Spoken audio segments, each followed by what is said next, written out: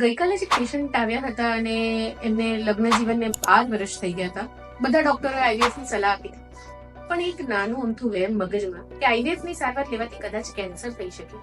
એમના ઘરમાં એકાદ સ્ત્રીની કેન્સરથી મૃત્યુ થઈ હતી, અંડાશયના કેન્સરથી. એટલે મગજમાં વહેમ હતું કે આઈવીએફ નું ઇન્જેક્શન લીધું તો કેન્સર થઈ શકે. આ તદ્દન ખોટી વસ્તુ છે. આઈવીએફ ના જે હોર્મોનલ ઇન્જેક્શન હોય છે તેની ઇફેક્ટ શરીરમાં ફક્ત એ માસિક ચક્ર પૂરતી હોય છે. એની કોઈ કમ્બાઇન્ડ ઇફેક્ટ નથી હોતી કે જે વર્ષો સુધી તમારા શરીરમાં ચાલતી જાય. આઈવીએફ માં આપેલા ઇન્જેક્શન્સ એ જ માસિક ચક્રમાં કામ કરતા હોય છે અને પછી એની અસર પૂરી થઈ જતી હોય છે. આઈવીએફ ના પ્રિન્સિપલ સિદ્ધાંતો પ્રમાણે અંડાશયને ઘણીવાર બહુ એક્સેસિવ સ્ટિમ્યુલેશન બી ન કરવા. એટલે આઈવીએફ ના ઇન્જેક્શન્સ થી હાલ અત્યાર સુધીમાં જેટલા બી રિસર્ચ થયા છે, જેટલી બી શોધ થઈ છે, એમાં ક્યાંય એ કારણ નથી કોઈ અંડાશયના કેન્સરનું. આવી ખોટી માન્યતામાં આવી અને પોતાની માતૃત્વની જર્નીને તમે અટકાવશો નહીં. આઈવીએફ થી અંડાશયનું કેન્સર નથી થતું.